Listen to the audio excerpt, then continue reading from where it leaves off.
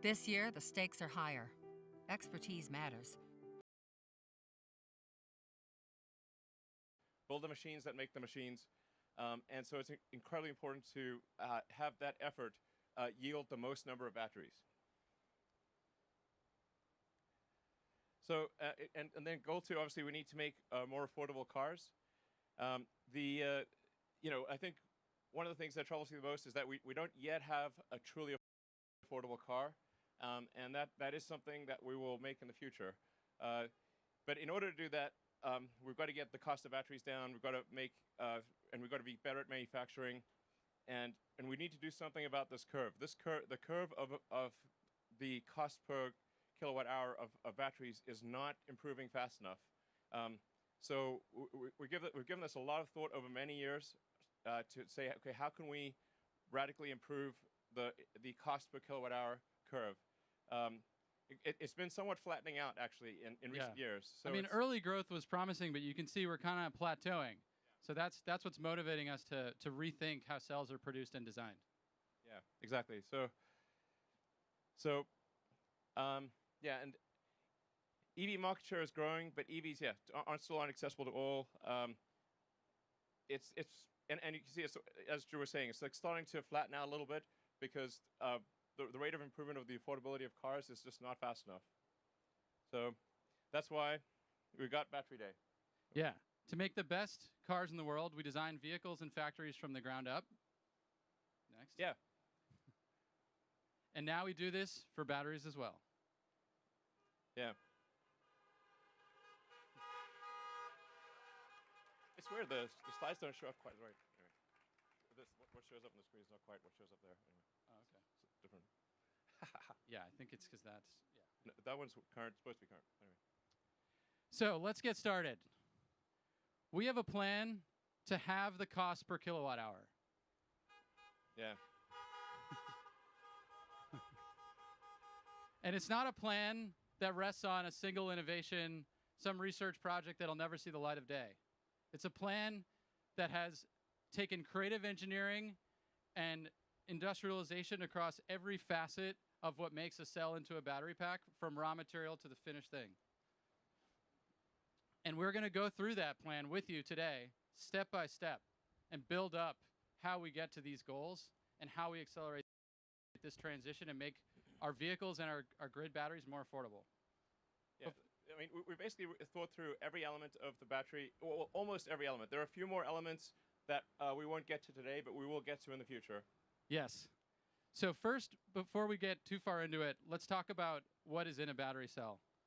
We've got the cap and the can, negative and positive terminals of the cell.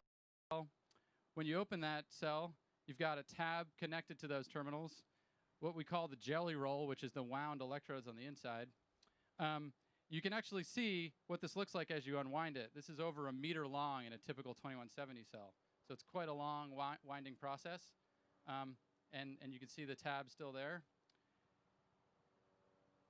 And then, to explain what's actually going on here, we've identified we've got anode, cathode, separator, positive and negative terminal. Watch what happens as we, there we go, discharge the cell. Got lithium moving from anode to cathode, and then the reverse. When we charge the cell, anode moving from lithium moving from cathode to anode across the separator. This is the basic of what makes all lithium-ion batteries, whether they're no matter what the form factor is.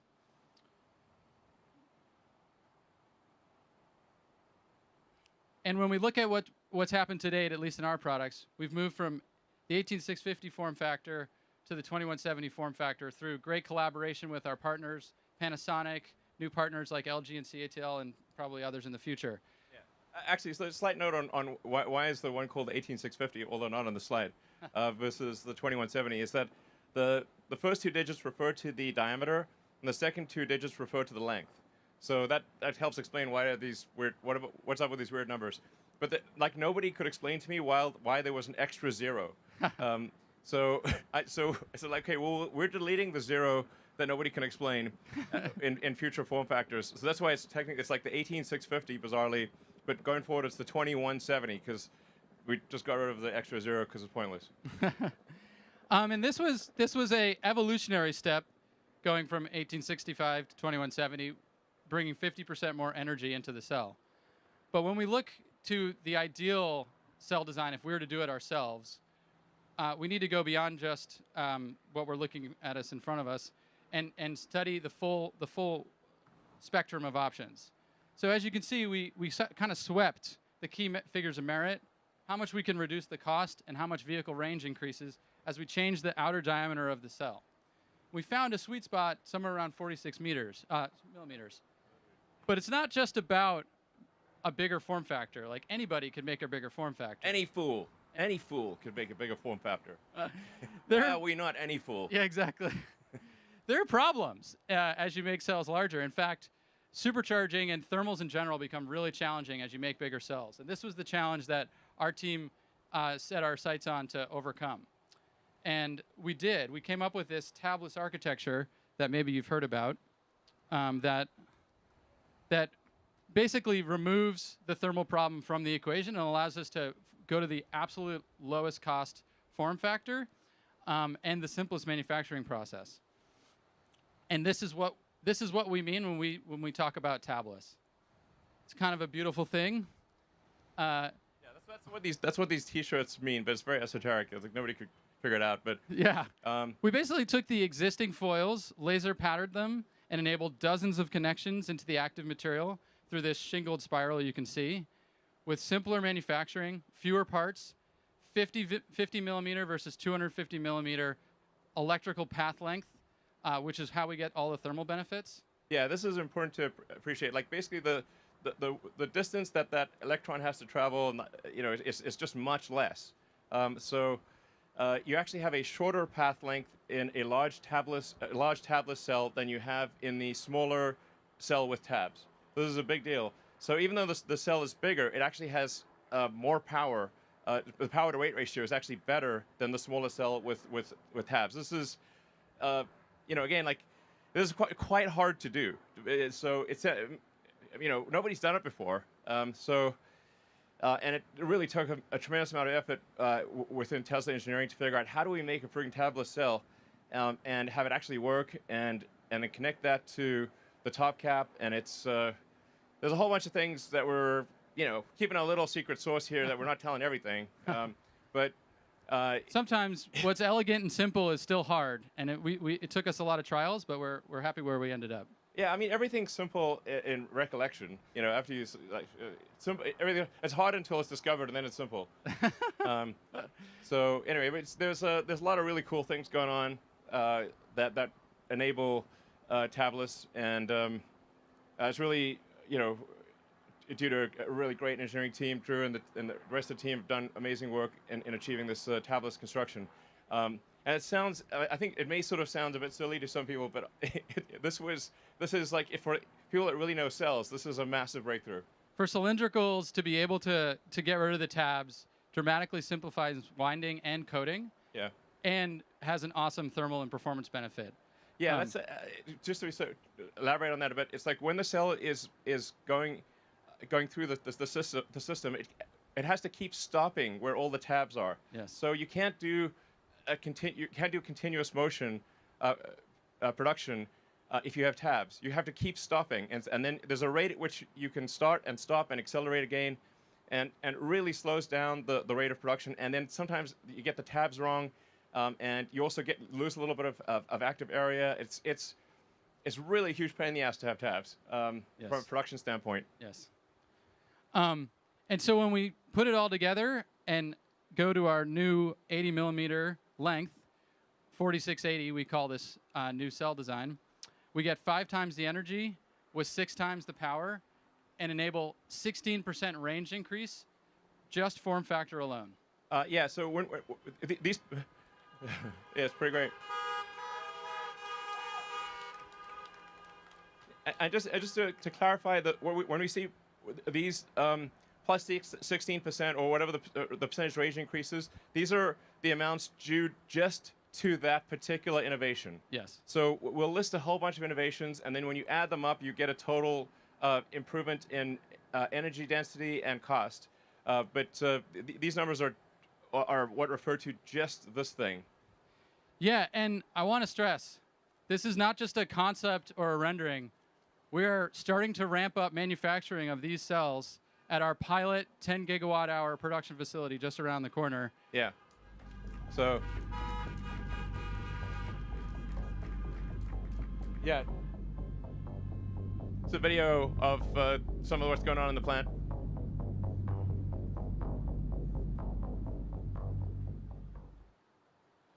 Now, I mean, to be clear, it will take about a year to reach the 10 gigawatt hour capacity.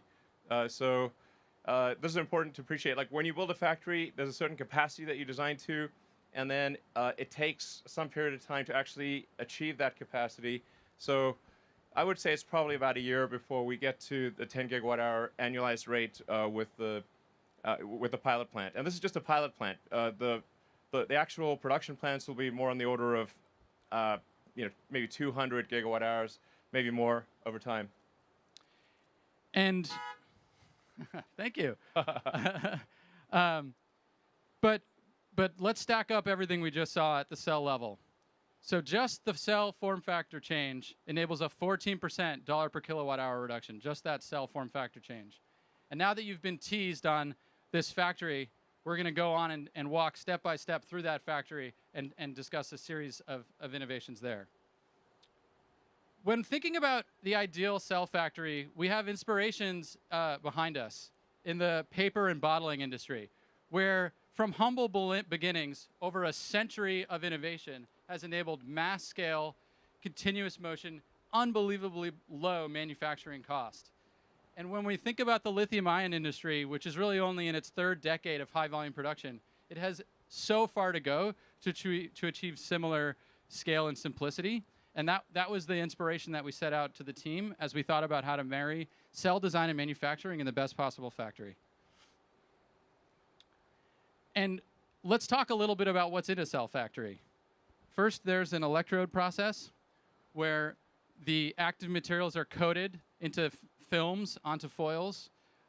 Then those coated foils are wound in the winding process we just talked about, where if you do have tabs, you have to start and stop a lot.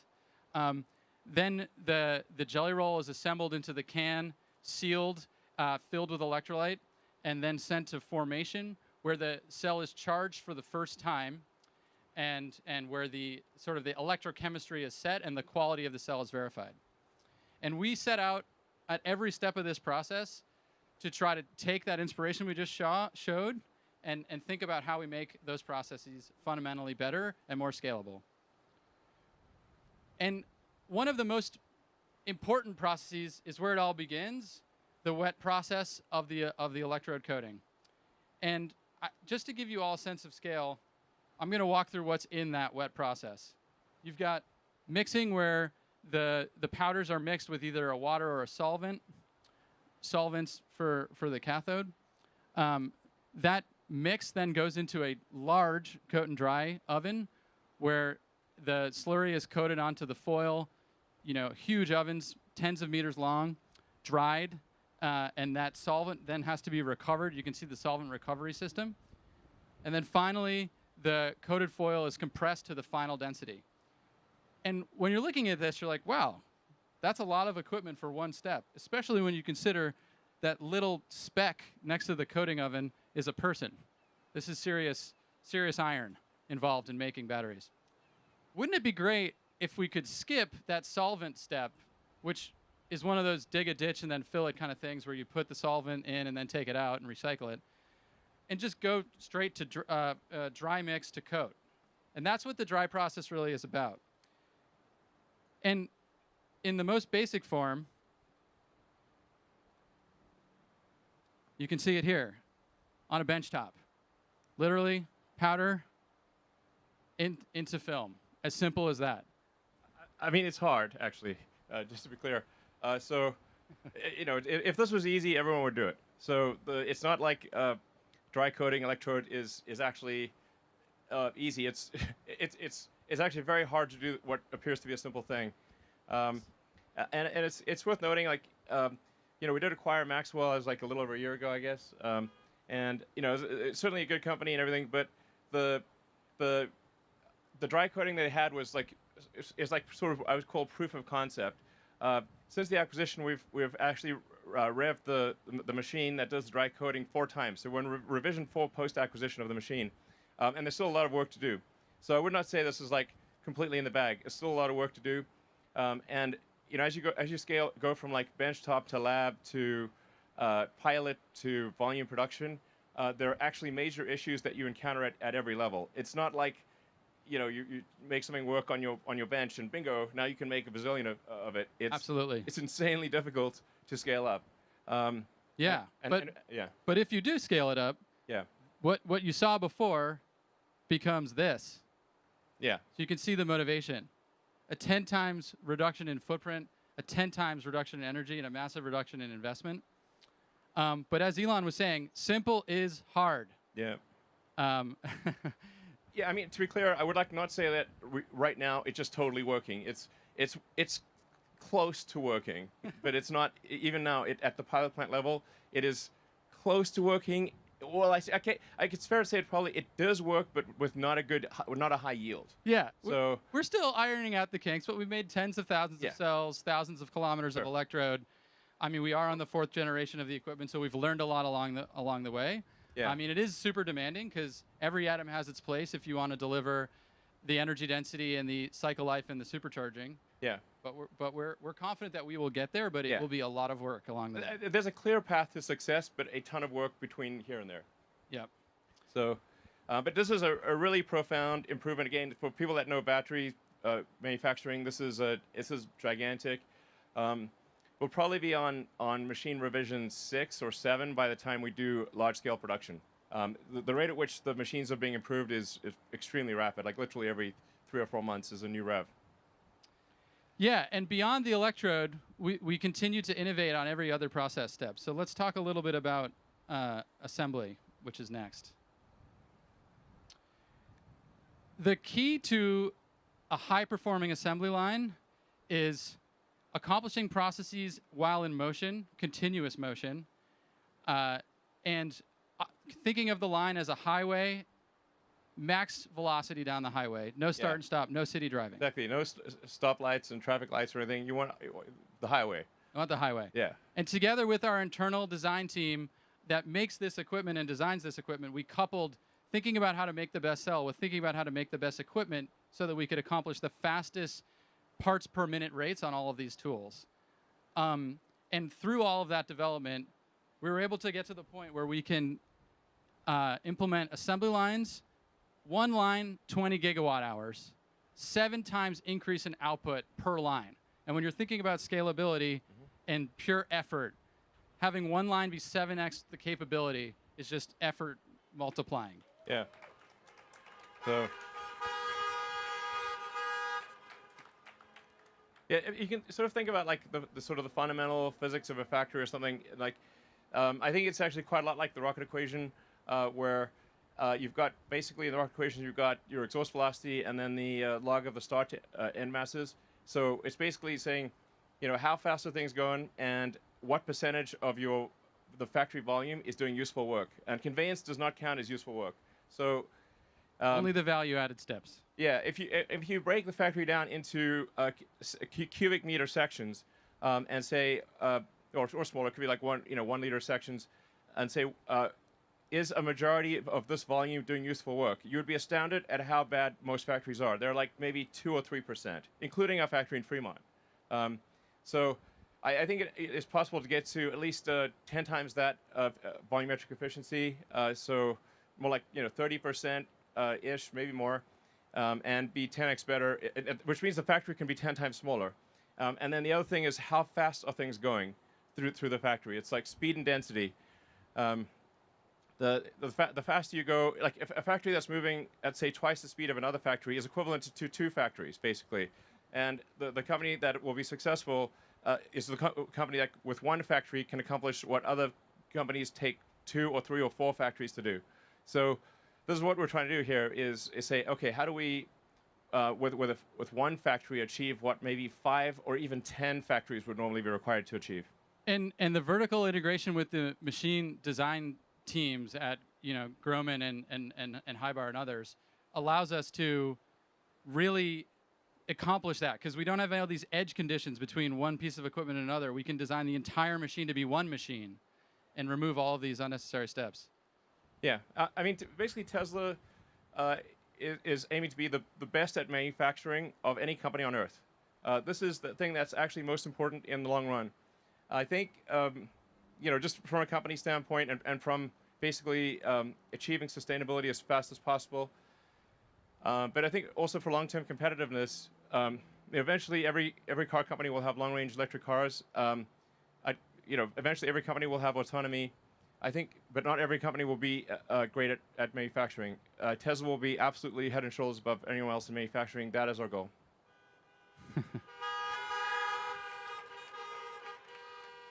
Manufacturing is hard, and hard problems are fun to solve. Okay, now let's talk about formation. In a typical cell factory, formation represents 25% of the investment.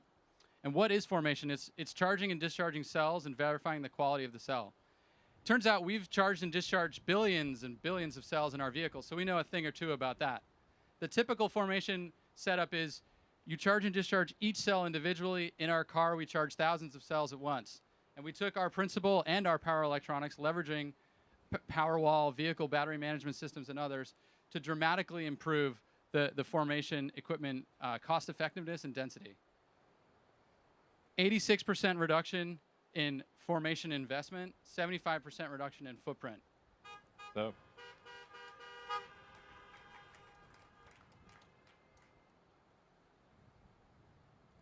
You want to take this one? Sure. So essentially what this translates to, based on what we know today, is about a 75% reduction in the investment per kilowatt hour or gigawatt hour. It's just basically 4 times better than the current state of the art to the best of our knowledge. And I think there's probably room to improve even beyond that. Definitely. Definitely, yeah. We're able to, from a volume standpoint, actually get what, in a smaller form factor than Giga Nevada, we were able to get many times the cell output. So you can see, like, basically we can get a terawatt hour in less space than it took to make a gigawatt hour, 150 gigawatt hours.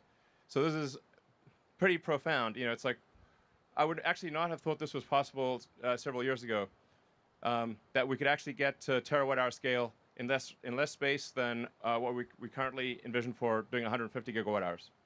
So yes, simpler accelerates terawatt hour scale, and that's what we need to do to accelerate our mission.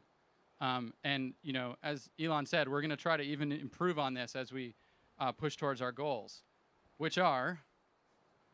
Yeah. So this is just for. This is just talking about Tesla internal cell production. As I tweeted out earlier, we will continue to use our cell suppliers, Panasonic and LG and CATL, and so this is 100 gigawatt hours supplemental to what we buy from suppliers. Yeah, essentially, this does like reduce our weighted average cost of a cell because it allows us to make a lot more cars and a lot more stationary storage. And then long term, we're expecting to make on the order of 3,000 gigawatt hours or 3 terawatt hours per year. I think we can. I think we've got a good chance of achieving this actually before 2030, but I'm highly confident that we could do it by 2030. When you look at the size of that factory on the previous page, it really shows how enabling all of these advancements are in achieving a 3 terawatt hour goal by 2030. And not only is all of that manufacturing innovation fantastic for enabling scale, it's also an additional 18% reduction in dollar per kilowatt hour at the battery pack level. But wait, there's more. But wait, there's more. Yeah. So we have a manufacturing system. We've got a cell design. What are the active materials we're going to put in that cell design? Let's talk about the anode first. Let's talk about silicon. Why is silicon awesome? It's awesome because it's the most abundant element in the Earth's crust after oxygen, which means it's everywhere. It's sand. Yeah. Sand is silicon dioxide. Yeah. And it happens to store 9 times more lithium than graphite, which is the typical anode material in lithium-ion batteries today. So why isn't everybody using it? The main reason is because the challenge with silicon is that it expands 4x when fully charged with lithium. And basically, all of that expansion stress on the particles start cracking, they start electrically isolating, you lose capacity, the energy retention of the battery starts to fade, and it also gums up with a passivation layer that has to keep reforming as the particles expand. Yeah, basically, with silicon, the cookie crumbles and gets gooey. That's basically what happens. Good analogy. Yeah. And current approaches to solve this, which exist, I mean, we have silicon in the cars that you're all in right now, are involved highly engineered, expensive materials in the scheme of things. Now, they're still great, and they enable some of the benefits of silicon. They just don't enable all of it, and they're not scalable enough. And you can see some of the things that maybe you've heard of, SiO, silicon with carbon, or silicon nanowires. I mean, that's kind of the space right now. What we're proposing is a step change in capability and a step change in cost. And what that really is to just go to the raw metallurgical silicon itself. Don't engineer the base metal. Just start with that and design for it to expand in how you think of the particle in the electrode design and how you code it. Yeah, and I'm not sure if you saw this. Basically, $1 per kilowatt hours. Yeah. Basically, if you use simple silicon, it's dramatically less than even the silicon that is currently used in the batteries that are made today. And you can use a lot more of it. The anode would cost, with this silicon, and the anode costs $1.20 a kilowatt hour. Yeah. And how does it work? Start with raw metallurgical silicon, stabilize the surface with an elastic ion-conducting polymer coating that is applied through a very scalable approach. No like chemical vapor deposition, no highly engineered high capex solutions, and then integrated into the electrode through a robust network formed out of a highly elastic binder. And in the end, by leveraging this silicon to its potential, we can increase the range of our vehicles by an additional 20%, just this improvement. Yeah, it gets cheaper and longer range.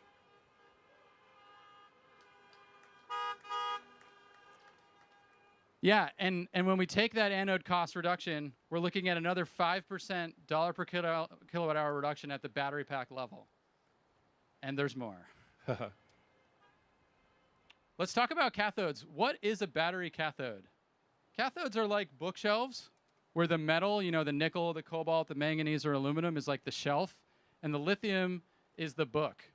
And really, what sets apart these different metals is how many books of lithium they can fit on the shelves and how sturdy the shelves are. Cobalt is a... Yeah, sorry, I was just going to say, like, it's tough to exactly figure out what the right analogy is to explain cathode and anode, but a bookshelf is probably a pretty good one, in the sense that you need a stable structure to contain the ions. So you want a structure that does not crumble or get gooey, or basically that holds its shape in both the cathode and the anode. As you're moving these ions back and forth, it needs to retain its structure. So if it doesn't retain its structure, then you lose cycle life and your battery capacity drops very quickly. Absolutely. Yeah, I totally agree. And I think people are always talking about, like, oh, what's the cathode going to be? Is it NCA or whatever? The thing to consider is just fundamentally what the nickel, the metals are capable of, and that's what we have on the chart here. Dollar per kilowatt hour cathode of just the metal, using just LME, London Metal Exchange prices, versus the energy density of just the cathode. And you can see nickel is the cheapest and the highest energy density, and that's why increasing nickel is a goal of ours and really everybody's in the battery industry. But one of the reasons why cobalt is even used at all is because it is a very stable bookshelf. And the challenge with going to pure nickel is stabilizing that bookshelf with only nickel. And that's what we've been working on with our high nickel cathode development, which has zero cobalt in it. Leveraging novel coatings and dopants, we can get a 15% reduction in cathode dollar per kilowatt hour. Yeah. It's a big deal. But it's not just about nickel. You want to? Yeah, sure. So in order to scale, we really need to make sure that we're not constrained by total nickel availability. I actually spoke with the CEOs of the biggest mining companies in the world and said, please make more nickel. It's very important. And so I think they are going to make more nickel. But there's also, I think we need to have a kind of a three-tiered approach to batteries. So starting with iron, that's kind of like a medium range, and then nickel manganese as sort of a medium plus, intermediate, and then high nickel for long-range applications like Cybertruck and the semi. Because something like a semi-truck, it's extremely important to have high energy density in order to get long range. So, just to give sort of iron a bit more time, like although if you look at the watt-hours per kilogram at the cathode level of iron, it looks like nickel's twice as good. But when you fully considered at the pack level, everything else taken into account, nickel is about maybe 50 or 60% better than iron. So iron is a little better than it would seem when you look at it at the pack level fully considered. It's not as good as nickel. Nickel is like 50 to 60% better, but it's actually pretty good. And so, good for stationary storage and for medium range applications where energy density is not paramount. And then, like I said, for intermediate, it's kind of a nickel manganese. And it's relatively straightforward to do a cathode that's 2/3 nickel, 1/3 manganese, which would then allow us to make 50% more cell volume with the same amount of nickel. And with very little energy trade-off. I mean, Yeah. Just enough to have you still want to use 100% nickel for something like a semi-truck, but really not much of a sacrifice at all. Yeah. And, beyond the metals, because a lot of people spend time talking about the metals, actually the cathode process itself is a big target. 35% of the cathode dollar per kilowatt hour is just in transferring it into its final form. And so we see that as a big target, and we decided to take that on. Here's a view of the traditional cathode process. Effectively, if you start at the left and you have the metal from the mine, the first thing that happens is the metal from the mine is changed into an intermediate thing called a metal sulfate, because that's just happened to be what chemists wanted a long time ago. And then when you're making the cathode, you have to take this intermediate thing called metal sulfate, add chemicals, add a whole bunch of water, a whole bunch of stuff happens in the middle, and at the end, you get that little bit of cathode and a whole bunch of wastewater and byproducts. Yeah, it's insanely complicated.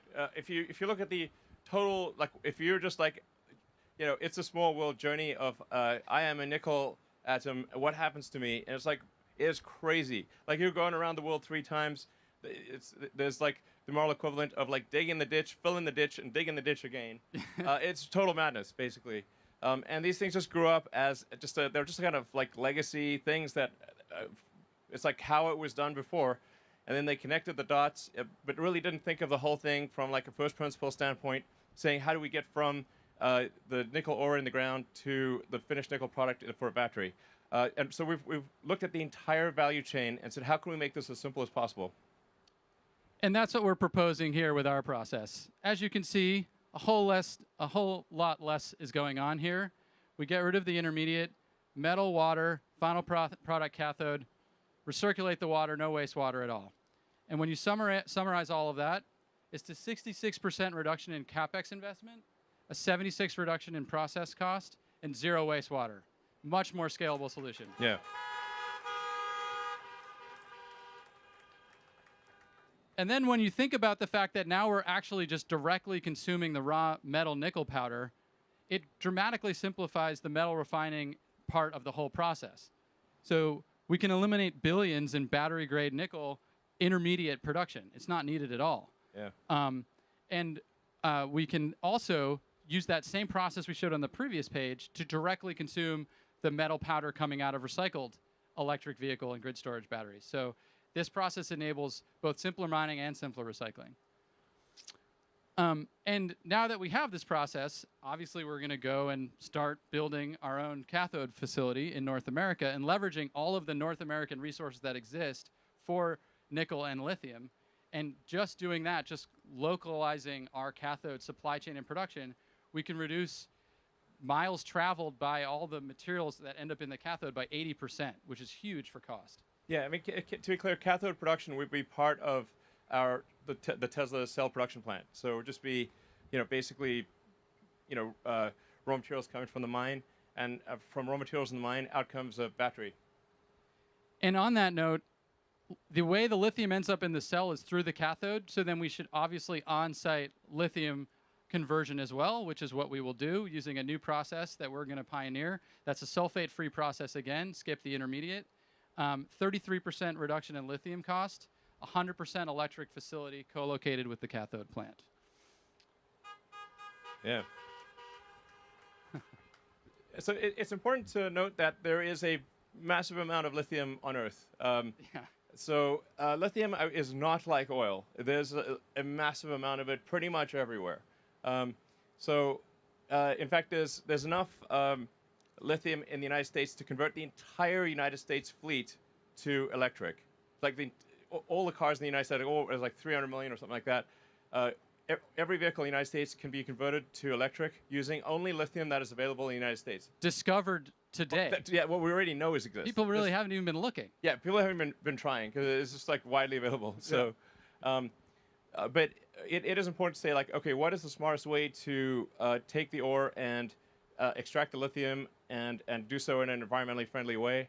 And we actually discovered again, looking at a sort of first principles physics standpoint, instead of just the way it's always been done, is we found that we can actually use table salt, sodium chloride, to basically extract the lithium from the ore. Nobody's done this before, to the best of my knowledge. Nobody's done this, and it's a sort of old.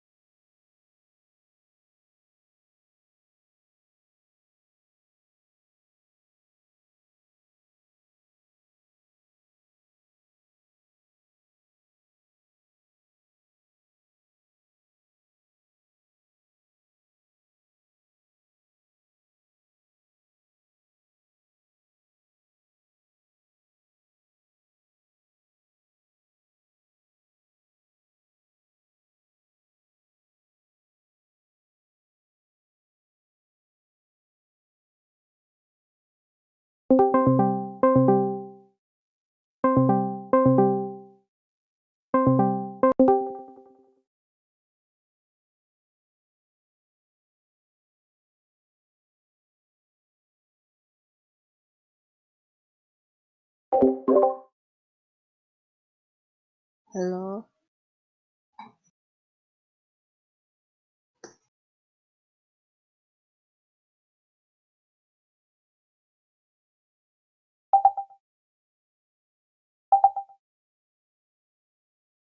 Yeah? Okay.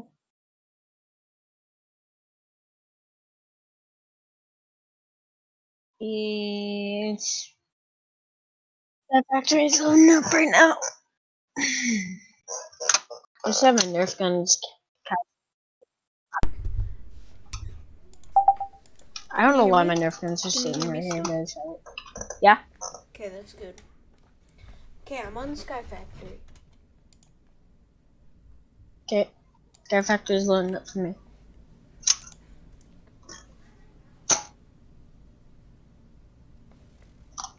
What do you mean? I only have one thing up. There.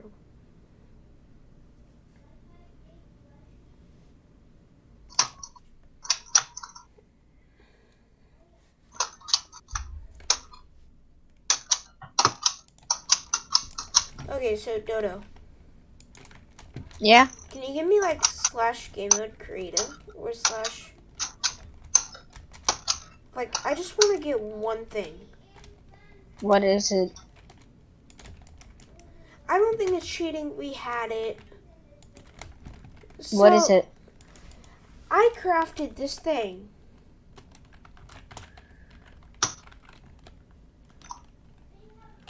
Okay, what is this thing? It's called a crafting grid. What do you need to craft it?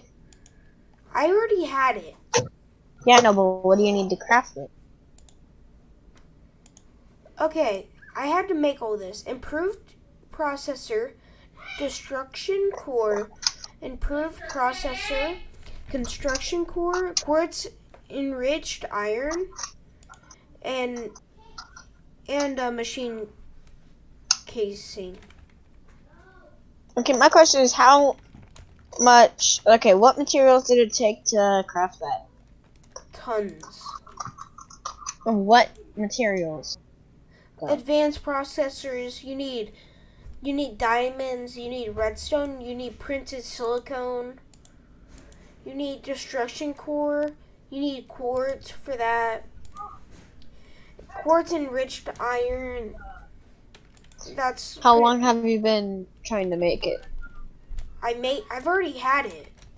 Yeah, no, but how long did it take you? It took me like 2 days. I wasn't Of telling you just... that I was working on it, because whenever you were offline, I kept working on it, and I left all this stuff in a secret chest that you didn't know about. I actually don't believe you. You don't? I actually do not believe that. Why? Because we hadn't have many diamonds. I have. We don't have that much iron. I can make iron easily. And thinking, okay, I'm picturing all this in my head, okay?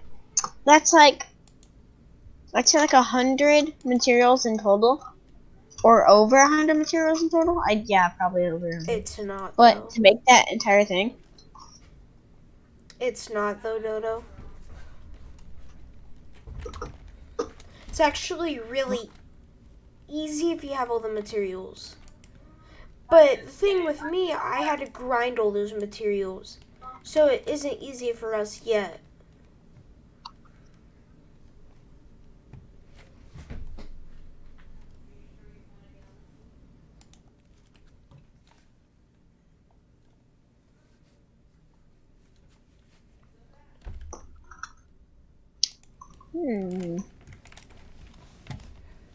Like, this stuff, it's actually really easy. Because you can get quartz.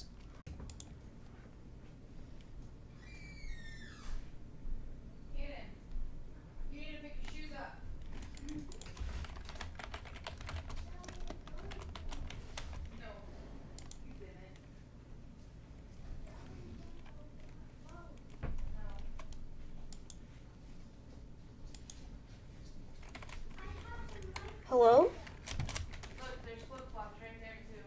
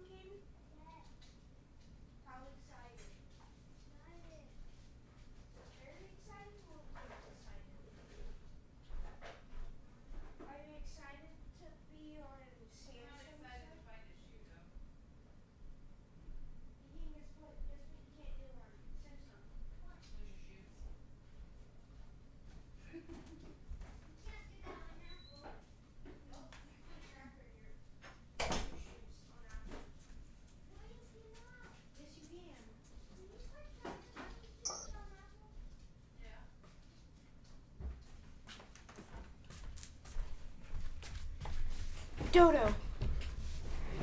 Yeah. Okay, so are you on the server? Not yet. We need Dodo. Do you think this is cheating if you summon in food? Yeah. Okay. Honestly. Okay, I was playing Among Us with my family last night. Like a few of my family, like my Wait, cousins and all like that. on your phone? Yeah. Guess what happened? Hmm. We played for hours. Like I'm talking from like 5 to like midnight. So like 7 hours of gameplay nonstop. Okay, that's a lie, but okay. And I only got no, it's not a lie. I'm not kidding. We had like we played for hours. Okay, that's 100% a lie. Because No, you we did played for not, hours. You did not get off at 5. We played until 8. I was Or 9. exaggerating. We did play for hours though. You played for like 2 hours. Still more than 1 hour, so it's still not a lie. Probably not even 2 hours. Probably an hour and a half.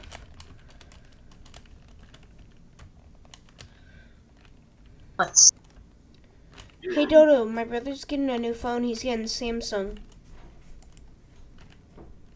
that's trash. I know. You should get an iPhone. I'm gonna get the iPhone 12. I have no idea if it's worth it or not. Hmm? iPhone 11 isn't really worth it. Why?